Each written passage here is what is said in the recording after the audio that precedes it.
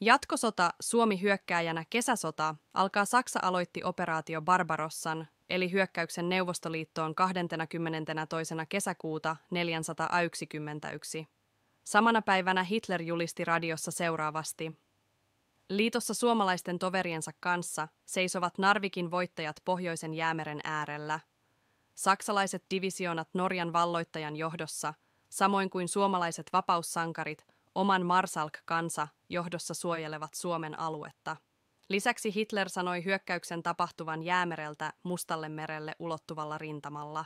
Suomi julistautui puolueettomaksi ja ilmoitti, että suomalaiset joukot eivät osallistu sotatoimiin.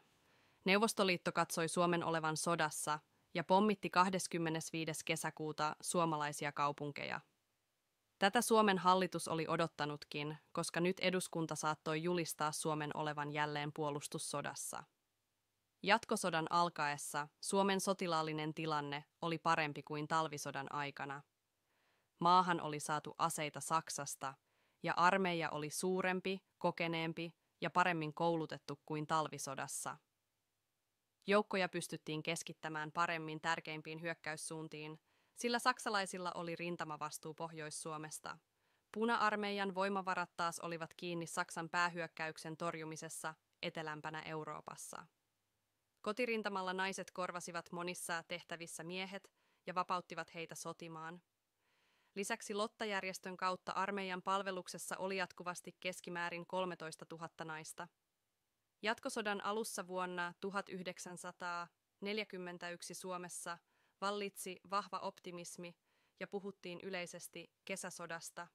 Saksa arveli kukistavansa Neuvostoliiton nopeasti, ja samaan harhaluuloon lankesivat myös suomalaiset. Suomen tavoitteena oli ainakin talvisodassa menetettyjen alueiden takaisin valtaaminen. Oikeistolaiset heimoaatteen kannattajat olivat pettyneitä vuonna 1920 solmittuun Tarton rauhaan ja toivoivat, että Suomi voisi Saksan avulla valloittaa uusia alueita Itä-Karjalasta. Heinäkuussa suomalaiset joukot aloittivat hyökkäystoimet. Ylipäällikkö Mannerheim antoi ennen hyökkäystä 9. päivänä heinäkuuta niin sanotun miekantuppipäiväkäskyn. Vapaussodassa vuonna 1918 lausuin Suomen ja Vienan karjalaisille, etten tulisi panemaan miekkaani tuppeen ennen kuin Suomi ja Itä-Karjala olisivat vapaat. 23 vuotta ovat Viena ja Aunus odottaneet tämän lupauksen täyttymistä. 1,5 vuotta on Suomen Karjala kunniakkaan talvisodan jälkeen autiona odottanut aamun sarastusta. Vapaussodan taistelijat, talvisodan maineikkaat miehet, urhoolliset sotilaani, uusi päivä on koittanut. Karjala nousee, riveissänne marssivat sen omat pataljoonat. Karjalan vapaus ja suuri Suomi väikkyy edessämme maailmanhistoriallisten tapahtumien valtavassa vyöryssä. Mannerheimin päiväkäsky oli poliitikoille kiusallinen asia. Siinä tuli esiin hyökkäyshenki ja ajatus Suur-Suomesta, vaikka poliitikot yrittivät esittää jatkosodan olevan talvisodan tapaan puolustussota. Käsky heikensi ulkomailla kuvaa Suomesta uhrina, ja Suomi menetti talvisodan aikana saamaansa sympatiaa. Virallisissa kannanotoissa ja keskusteluissa vältettiin tuomasta esiin ajatusta Suur-Suomesta, ja sodan päämääränä korostettiin olevan helpommin puolustettava raja. Viralliseksi tavoitteeksi muodostui niin sanottu 3 kannaksen linja. Se tarkoitti rajan vetämistä Suomenlahdesta Laatokan ja Äänisen kautta Vienanmereen. Vesistöjen välisiä kannaksia oli helpompi puolustaa kuin pitkää maarajaa.